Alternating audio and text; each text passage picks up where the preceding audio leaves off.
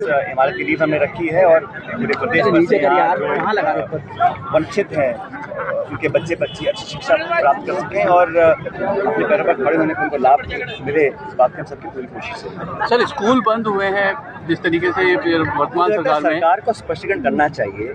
एक तरफ तो हम स्कूलों में बच्चों को जाने की बात करते हैं, इनको मर्ज किया है, क्यों किया है, उसका लाभ क्या मिलेगा, स्कूल बंद कर रहे हैं, इंग्लिश मीडियम स्कूल्स पर आप दोबारा विचार कर रहे हैं, तो ये मुझे लगता है समय की मांग नहीं है। समय की मांग ये है कि बच्चों को अच्छी शिक्षा देने के लिए स्कूलों को बेहतर करें।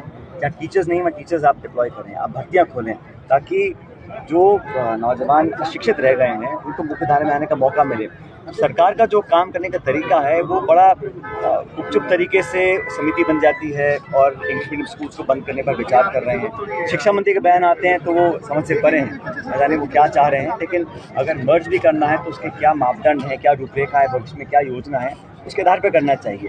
लेकिन बच्चे राजस्थान में जो स्कूल आपने खोले हैं उनको आप विस्तार नहीं कर पा रहे हैं तो कम ना करें। मुझे लगता है ऐसा तो सरकार को नहीं करना चाहिए था और इसका विधानसभा में हम लोग इस मांग को रखेंगे, अब जवाब मांगेंगे सरकार से। सर, वो ERCP योजना का नाम बदल दिया गया है, आप लोग डिमांड योजना का नाम तो बदल रहे हैं लेकिन योजना का जो MOU है वो जनता के सामने क्यों लेकर नहीं आ रहे आज तक भी। डिटेल्स किसी के पास नहीं है जो MOU किया है राजस्थान में सरकार ने किया है। आनंद फानंद में आपने उसका सब कुछ कर दिया लेकिन उसका जो पारदर्शिता होनी चाहिए MOU की वो जनता के सामने लेकर नहीं आ रहे हैं। ना सदन के पटन में उसको रखा है, तो ये नाम बदलकर सिर्फ वाहवाही लूटने का काम हो रहा है। लेकिन हमारे प्रदेश के जो हिस्से का पानी है पीने का, उद्योग का, उसमें कितना प्रतिशत हमको मिल रहा है, कितना नहीं मिल रहा है, इसका विवरण MOU के माध्यम से अब तक सरकार ने पेश नहीं किया है। सर, 24 जून को एक महापंचायत होने जा रही है गुर्जर समाज की ओर से, क्या कहना चाहेंगे? सर, सुसाइड लगातार बढ़ते चले जा रहे हैं। ये घटनाएं जो है कोटा में जिस तरीके से जो कल हुआ वो बहुत दुखदाई है। मालूम पड़ा कोई अफवाह फैली, उससे लोगों ने चेन खींच ली और बहुत से लोग मारे गए।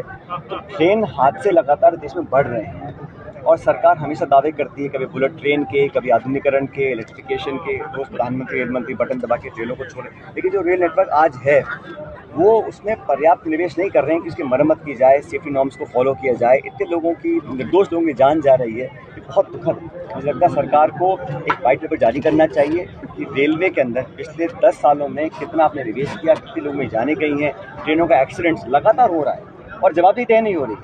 होता है, शुल्क पकड़ कर देते हैं और फिर काम आगे निकल जाता है। किसी की जवाबदेही तय करें।